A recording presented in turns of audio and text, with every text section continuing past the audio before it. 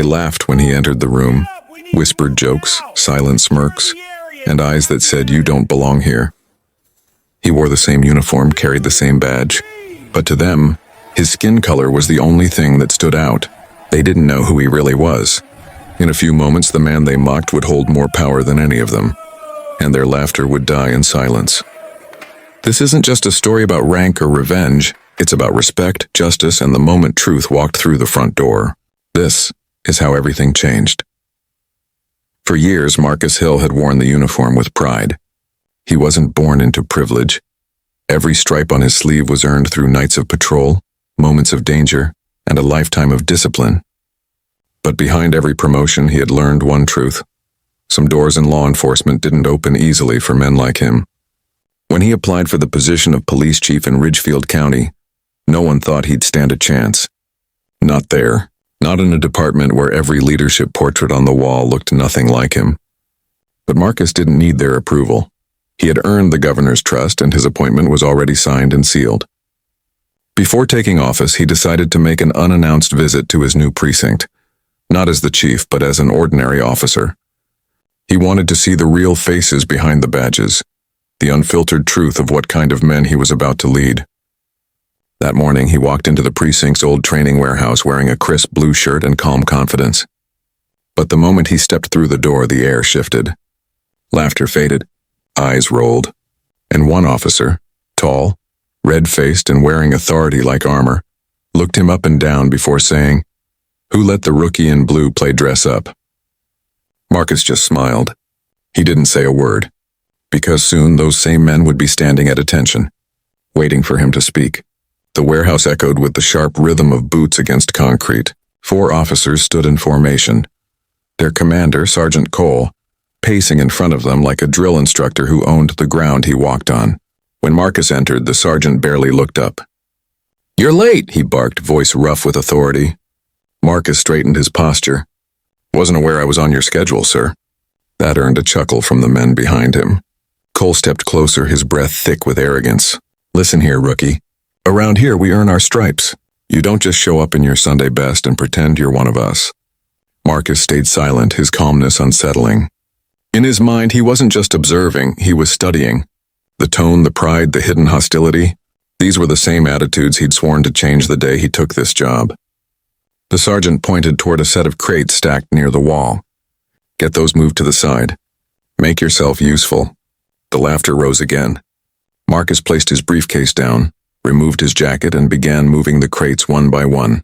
Slow, deliberate, unbothered. Each motion was a quiet defiance, a lesson in patience. They thought they were breaking him. He was giving them the rope to hang their arrogance. From the far end of the room, one of the younger officers whispered, "Does he even belong to this unit?" Another replied under his breath, "He probably got lost on his way to community service." Their laughter bounced off the walls, but Marcus kept his composure. Calm eyes, steady breath. He had endured far worse on streets where respect wasn't a word and it was survival. Then, as he lifted the final crate, Cole spoke again. "Tell you what, rookie, you keep showing this kind of obedience and maybe one day we'll let you fetch the coffee for real officers." The room erupted. Marcus turned, wiped the dust from his hands and walked toward the sergeant. Not fast, not slow, but with the quiet command of someone who knew his worth. He stopped just short of Cole's boots, his eyes steady. "Sir, if you're done testing my patience, I'd like to begin testing your leadership." Cole smirked. "You got a problem with my leadership?" Marcus leaned in slightly. "Not yet, but I think I'll be making a few changes soon." The room went silent, confusion spreading like smoke. Cole tilted his head, trying to read the tone. But before he could respond, a voice from the entrance cut through the air. It was the deputy mayor standing beside 2 state officials. "Gentlemen," he said, his voice formal but sharp, "allow me to introduce your new chief of police, Mr. Marcus Hill." The silence that followed was electric. The same men who mocked him now stood frozen, disbelief painted across their faces. Cole's posture collapsed, pride draining from his smirk. Marcus didn't gloat. He didn't need to. He simply reached for his briefcase, straightened his uniform, and said, "Now, Sergeant, shall we begin the real training?" The air inside the precinct felt heavy, the kind of silence that comes after thunder. Every officer stood at attention now, no laughter, no smirks, only the echo of their own shame. Marcus walked slowly across the briefing room, the shine of his badge catching the light. It wasn't just metal. It was a reminder. Of every wall he'd climbed, every door slammed in his face, every test meant to prove he didn't belong. "Let's make one thing clear," he began, voice calm but commanding. "I didn't come here for your respect. I came here to fix what's broken." He stopped beside the training board, tapping it once.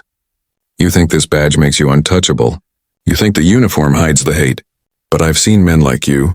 Same arrogance, same ignorance, and I buried more of them than I can count." A few officers lowered their eyes. Cole shifted uncomfortably, jaw tight.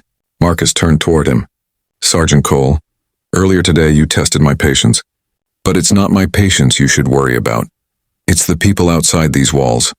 The ones who see your badge and don't see protection, only power." He paused, letting the words hang heavy. "From now on, this department will change. No more silence. No more brotherhood of blame. You will treat every citizen, black, white, or otherwise, as human. You'll answer to the same rules you enforce." He placed his briefcase on the table and pulled out a folded piece of paper, the mayor's directive. "Starting today, I'm implementing a full review of every complaint this station has buried in the last 5 years. Every name, every report, every truth." Cole clenched his fists, anger bubbling beneath humiliation. "You can't come in here and—" Marcus cut him off with a look sharp enough to slice the air. "I already did." A tense silence followed. And then slowly a ripple of applause began from the younger officers. Not loud, not forced. It was respect and earned, not demanded. Marcus didn't smile. He simply looked at them all and said, "This isn't revenge. It's reform. And it starts now." Weeks passed and the walls of the station began to change, and not their color, but their tone. The laughter that once carried mockery now echoed with purpose. Old habits faded, replaced by a new kind of silence, and the silence of reflection. Marcus watched from his office window, coffee in hand, as 2 officers, one white, one black, helped a young boy fix his broken bicycle in front of the station. He smiled faintly, not because everything was perfect, but because something was different.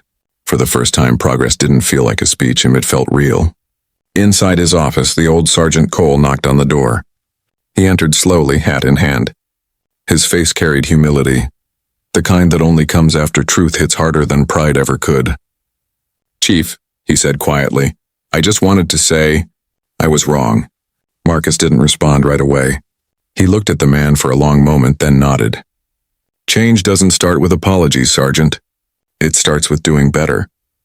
Cole nodded, eyes heavy with regret, and left. The door clicked shut, leaving Marcus alone again, with the same silence he once endured, now peaceful instead of painful. He sat down, looked at the framed photo on his desk, his father in an old police uniform. Beneath it, a handwritten note from years ago. "Son, wear the badge with honor, even when others don't." He whispered softly, "I did, Dad. I finally did." The camera pans out. The hum of city life outside, police lights flickering, not as symbols of fear but of duty. Marcus steps outside, the morning sun casting a golden glow across his uniform. As he looks toward the horizon, the narration fades in. Respect isn't demanded, it's proven. Justice doesn't shout. It stands tall quietly until the world learns to listen. Fade out.